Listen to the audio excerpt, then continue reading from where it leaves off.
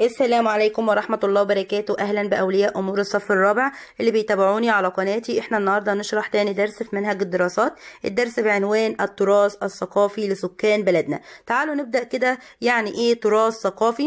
تراث ثقافي كل ما تركه لنا الأجداد، الناس اللي قبلنا المصريين القدماء تركوا لنا ايه؟ أماكن تاريخية زي اللي احنا موجودة لحد دلوقتي، وكمان الآثار الموجودة اللي في عندنا في مصر اللي هي آثار مصر، وعندي كمان فنون شعبية زي الرقص والغنى، وصناعات حرفية اللي هي اليدوية، وقيم وتقاليد اجتماعية اللي هي عادات وتقاليد احنا بنعملها زي ايه؟ زي اللي قبلنا بالظبط. يبقى دي اسمه مفهوم التراث الثقافي. تراث يعني حاجات احنا ورثناها من اللي قبلنا، يبقى هو كل ما تركه لنا الأجداد من أماكن تاريخية وأثرية وفنون شعبية وصناعات حرفية وقيم وتقاليد اجتماعية. دي تعريف التراث الثقافي. لما اجي اسال كده سؤال واقول التراث الثقافي ده متنوع من او مختلف من محافظه للتانيه ولا لا؟ ايوه مختلف. يبقى التراث الثقافي بيختلف من محافظه للتانيه، يعني كل محافظه مختلفه عن التانيه في التراث الثقافي بتاعها.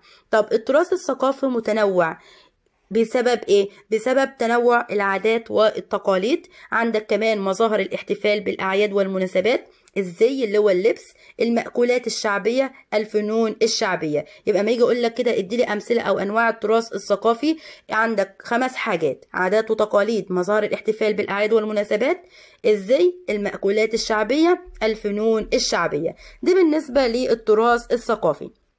طب التراث الثقافي عندي احنا هنتكلم في الدرس ده برضو عن العادات والتقاليد والاعياد والاحتفالات اللي هي موجودة عندي سواء كانت قديما او حديثا. قديما اللي هو ايام المصريين القدماء، ان هم كانوا برضو عندهم اعياد واحتفالات بيحتفلوا بيها، احنا واخدينها منهم لحد دلوقتي. وفي برضو عندي اعياد ومناسبات موجودة في مناطق تانية اللي هي حديثا. يبقى أنا هقسم الاحتفالات سواء كانت قديما أو حديثا. طب تعالوا نبدأ كده بأنواع الاحتفالات. بالنسبة أول حاجة اللي هي الاحتفالات الموجودة قديما، عندي زي ما قلت لكم هنا اللي هو الاحتفال بشم النسيم وعيد رأس السنة. ديت احتفالات كانوا بيحتفلوا بيها المصريين القدماء وما زالت موجودة لحد دلوقتي. احنا لحد دلوقتي احنا واخدينها منهم، احنا بنحتفل بشم النسيم اللي هم بيسموه عيد الربيع، وكمان عيد رأس السنة. دي الاحتفالات او تقاليد المصريين في الاحتفالات قديما. طب تقاليد المصريين في الاحتفالات دلوقتي حديثا بتتمثل عندي في 5 مناطق، وكل منطقة هنتكلم عنها بالتفصيل. أول حاجة 1 سيوة، تاني حاجة النوبة، رقم 3 مدن القناة، 4 صعيد مصر، 5 حاجة شبه جزيرة سيناء. يبقى دول ال5 مناطق اللي أنا هتكلم عنهم بالتفصيل، وهتكلم عن السكان ايه العادات اللي بيتبعوها في كل منطقة وايه الأعياد اللي هم بيحتفلوا بيها. طب نبدأ كده. أول حاجة عندي بالاحتفالات قديما اللي زي ما أنا قلت دلوقتي اللي هو الاحتفال بشم النسيم وعيد رأس السنة. هنبدأ أول حاجة بالاحتفال بشم النسيم، وقلنا الأعياد ديت كانت موجودة عند المصريين القدماء واحنا واخدينها منهم. طب أول حاجة اللي هو الاحتفال بشم النسيم، دي عيد من أعياد المصريين القدماء وبيسمى بعيد الربيع. طب هم بيحتفلوا بالعيد ده ازاي؟ كانت من أشهر المأكولات عندهم الأسماك المملحة والبيض الملون والبصل، واحنا برضه حاليا واخدين الحاجات دي منهم، زي في الصورة اللي انتوا شايفينها قدامكم ديت عندنا الصورة بتوضح ازاي المصريين القدماء كانوا بيحتفلوا بشم النسيم. طب تاني عيد عندنا اللي هو عيد رأس السنة. عيد رأس السنة اللي هو بداية السنة عندهم، كانت بداية السنة 1 توت، دي تعتبر أول شهور السنة. طب عيد رأس السنة ده كان بيمثل لهم العيد الرسمي للدولة. طب كانوا بيحتفلوا بيه مش يوم واحد، لا عدة أيام، يعني كانوا بيحتفلوا يومين. أول يوم كانوا بيروحوا معابد الآلهة وكانوا بياخدوا معاهم الخبز والكعك والفطائر، واليوم التاني كانوا برضو بيحتفلوا فيه بيه، وكانوا يعني بيروحوا من المنتزهات أو الحدائق وكانوا بياخدوا معاهم أكل زي البط والأوز والأسماك زي ما انتوا شايفينها في الصورة اللي قدامكم. يبقى دي الاحتفالات ايه؟ الاحتفالات قديما زي الاحتفال بشم النسيم وعيد رأس السنة. طب تعالوا بقى نتكلم عن الاحتفالات حديثا، واللي احنا قلنا عليها بتتمثل في 5 مناطق. اول منطقة عندي اللي هي واحد سيوة. واحد سيوة دي موجودة عندي في شمال الصحراء الغربية زي ما انتم شايفينها كده على الخريطة. وتاني يعني منطقة اللي هي مدن القناة اللي هي موجودة عند قناة السويس زي مدينة السويس والإسماعيلية وبورسعيد. وتالت حاجة عندي شبه جزيرة سيناء اللي موجودة في شمال شرق مصر. ورابع حاجة اللي هم سكان النوبة اللي موجودين في محافظة أسوان. وكمان سكان الصعيد اللي هم بيبدأوا عندي من جنوب الجيزة وبننزل لحد تحت كده عند الأقصر. دي بنسموهم ايه؟ بنسموهم صعيد مصر اللي هم سكان الصعيد. دي الخمس مناطق اللي احنا هنتكلم عنهم بالتفصيل. كل منطقة هنتكلم عنها العادات والتقاليد السكان اللي بيتبعوها، وهتكلم كمان عن الاحتفالات والأعياد والزي بتاعهم واللغة بتاعتهم، كل الحاجات خاصة بكل منطقة.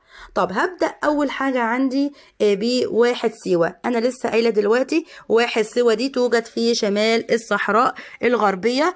واحد سيوة ديت عبارة عن واحة فيها مية وحواليها صحراء، دي اسمها واحد سيوة موجودة عندي في الصحراء الغربية.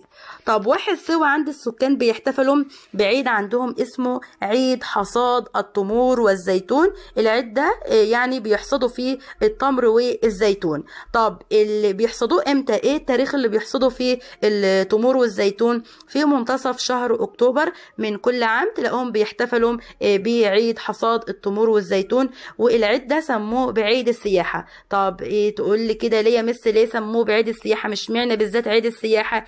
لأن العيد ده بيحتفلوا يعني بيجذب كتير من السياح عشان يجوا يستمتعوا بالعيد ده اللي هو عيد حصاد التمور والزيتون في واحد سيوة.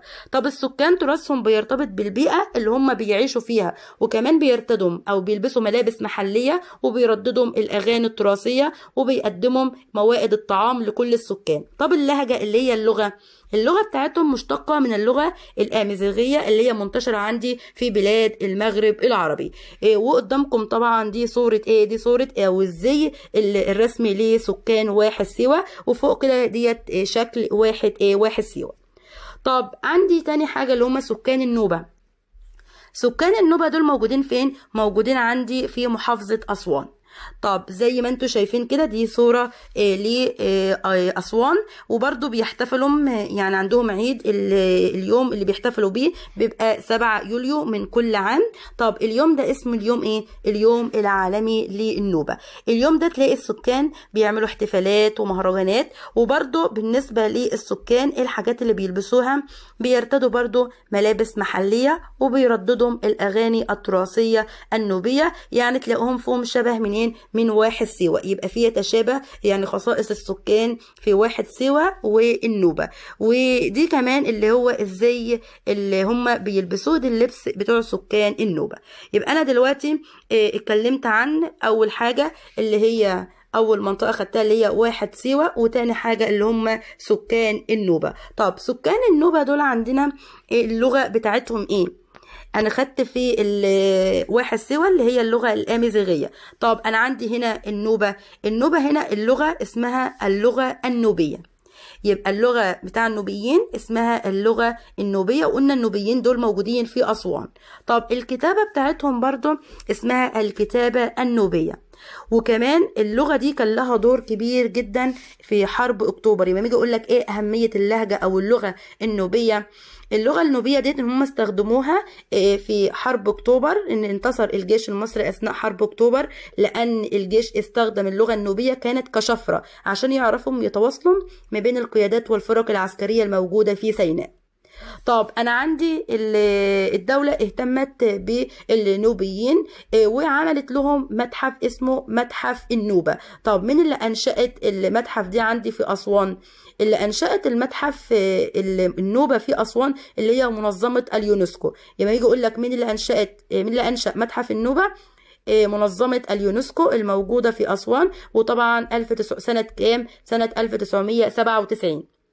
طب منظمة اليونسكو عملت متحف النوبة ليه؟ علشان تعرض التاريخ والحضارة النوبية.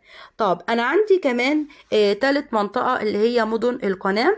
مدن القناة دي بتتمثل في 3 مدن اللي هي السويس والإسماعيلية وبورسعيد زي ما انتوا شايفينها كده على الخريطة، اللي هي ال3 مدن اللي موجودين حوالين قناة السويس. طب سكان المدن دول بيشتهروا بإيه؟ بيشتهروا ان هم بيستخدموا آلة اسمها آلة السمسمية، وبيرقصوا رقصة اسمها رقصة البمبوطية، ودي رقصة الشعبية اللي بيشتهر بيها سكان مدن القناة. وعندهم اللي هي الآلة السمسمية زي ما انتوا شايفينها كده قدامكم على الشاشة، دي اسمها اللي هي الشكل اللي انتوا شايفينه ده اسمها آلة السمسمية. وتلاقي عندنا بيرقصوا رقصة البمبوطية مع الآلة ايه، او هم بيستخدموا الآلة اللي هي آلة السمسمية. طب دي برضو بالنسبة للصورة اللي انتوا شايفينها دي الزي اللي هم اللي بيلبسوه مدن ايه، سكان مدن القناة. دي تالت منطقة اللي هي مدن القناة اللي قلنا بتتمثل في السويس والإسماعيلية وبورسعيد، واتكلمنا عن خصائص السكان. طب لسه فاضل عندي اتنين اللي هي منطقة كمان عندنا اللي هي شبه جزيرة سيناء، وكمان عندنا منطقة صعيد مصر. هنبدأ برابع منطقة اللي هي صعيد مصر. صعيد مصر عندنا بتبدأ من جنوب محافظة الجيزة وانت نازل لتحت كده لحد الأقصر، دي بنسموهم الصعيد، اللي هم اللهجة عندهم اللي هي اللهجة الصعيدية. والسكان دي كمان بيشتهروا برواية حاجة اسمها السيرة الهلالية. كلنا نسمع حاجة اسمها السيرة الهلالية، بقول لك على لسان الراوي، تلاقوهم هم بيعزفهم كده في آلة عندهم اسمها الربابة اللي انتوا شايفينها عندكم في الصورة ديت، دي اسمها آلة الربابة. الآلة ديت بيستخدموها وتلاقوهم هم بيعزفهم، تلاقوهم بيرووا السيرة ايه الهلالية. السيرة الهلالية ديت يعني او بتصف هجرة بني هلال، وعبارة عن 1,000,000 بيت شعر. طب ايه دور الدولة عشان تحافظ على التراث ده؟ عملت لهم متحف اسمه متحف السيرة الهلالية. المتحف ده عندي موجود في محافظة قنا سنة 2015. يبقى دي دور الدولة للحفاظ على التراث الخاص بالصعيد. طب انا عندي كمان الصعيد مصر بيشتهروا برضو بحاجة تانية يعني غير اللي هي العزف على الربابة. عندي كمان حاجة اسمه فن التحطيب. فن التحطيب كأن كده يعني عصايتين وتلاقوهم بيبرزوا بعض بيها.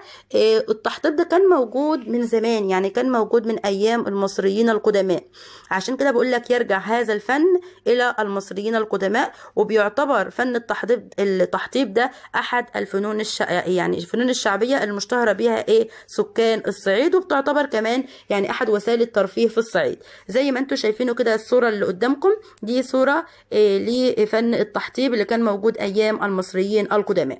طب التحطيب قلنا موجود عند المصريين القدماء، طب ايه الدليل؟ كان موجود على حائط معبد الكرنك في الأقصر لوحة كانت منقوش عليها، يعني اللوحة ديت منقوشة بتمثل الإله حورس.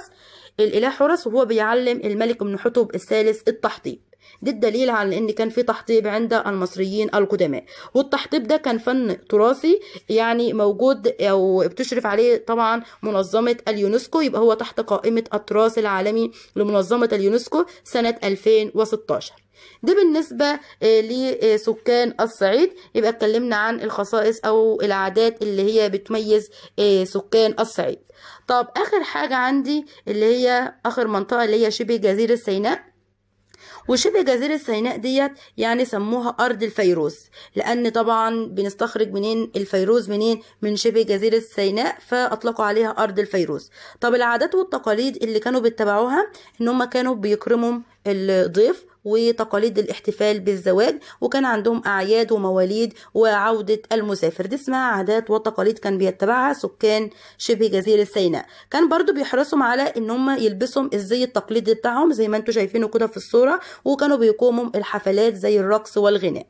طب اللهجة بتاعتهم او اللغة بتاعتهم كانوا بيتحدثوا لهجة اسمها اللهجة السيناوية، وكانت اللهجة ديت بتميل الى اللغة العربية الفصحى.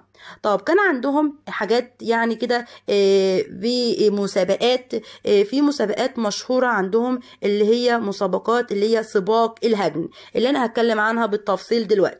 يبقى سباق الهجن ده بيتميز بها سكان شبه الجزيرة سيناء. طب سباق الهجن ده زي ايه يعني او عبارة عن ايه سباق الهجن ده؟ يبقى ما يجي يقول لك ايه اشهر المناسبات عند سكان شبه جزيرة سيناء؟ سباقات الهجن. سباقات الهجن زي ما انتم شايفينها في الصورة دي اسمه سباق الهجن. سباق الهجن يعني سباق الإبل، ان هي بيجيبوا مجموعة من الإبل وان هم يسابقهم، كل يعني واحد يسابق التاني، وهي رياضة يعني مشهورة جدا عند سكان شبه جزيرة سيناء. طب نيجي يقول لك ايه اهميتها او ايه اهميه سباقات الهجن ديت؟ انها بتسهم في تنشيط السياحه، يبقى لها دور كبير جدا انها بتنشط السياحه او بتزود السياحه عندنا في مصر، عشان بيحضرها يعني كتير جدا من الوفود العربيه اللي هي بتشارك فين؟ بتشارك في السباق ده اللي هو اسمه سباق الهجن. دي بالنسبه لسكان شبه جزيره سيناء. يبقى انا دلوقتي اتكلمت بالتفصيل عن الخمس مناطق اللي هم بيحتفلوا، يعني العادات او التقاليد او الاحتفالات في الخمس مناطق دول اللي احنا قلنا عليهم حديثا موجودين دلوقتي. اللي احنا 5 مناطق هم ايه؟ اول منطقه اتكلمت عنها 1 سيوه، وبعد كده اتكلمت عن النوبه، وكمان اللي هم مدن القناه، واتكلمت كمان عن صعيد مصر، واخر حاجه دلوقتي خدتها شبه جزيره سيناء. اخر حاجه في الدرس بتاعنا بيجي يقول لك دور التراث في دعم الاقتصاد الوطني. التراث ده دعم الاقتصاد بتاعنا ازاي؟ اول حاجه قام بتنشيط السياحه، تاني حاجه ان نوفر فرص عمل للشباب، تالت حاجه زود الدخل القومي. طب ازاي؟ عن طريق ايه عمل كل الحاجات دي؟ ازاي؟ عن طريق ان احنا عملنا مهرجانات ومعارض، وزي معرض معروف خدناه قبل كده اللي هو معرض تراثنا للحرف التراثيه زي ما انتم شايفينه قدامكم في الصوره، وعندنا كمان يعني متاحف، عملوا متاحف لجذب السياح. الدرس بتاعنا النهارده اتمنى يعني الدرس تكونوا استفدتم منه. دي الدرس اللي تاني في منهج الدراسات، درس سهل جدا وبسيط ومعلوماته كلها بسيطة جدا، وزي ما قلت لكم المنهج عندنا الترم ده يعني معلوماته كلها معلومات بسيطة مفيش فيها اي حاجة يعني. فاتمنى النهارده يكون الفيديو بتاعنا عجبكم، وطبعا يعني لو عجبكم الفيديو ما تنسوش تشتركوا في القناة وتفعلوا الجرس عشان يوصل لكم كل جديد، وبالتوفيق لأولادكم، وشكرا والسلام عليكم ورحمة الله وبركاته.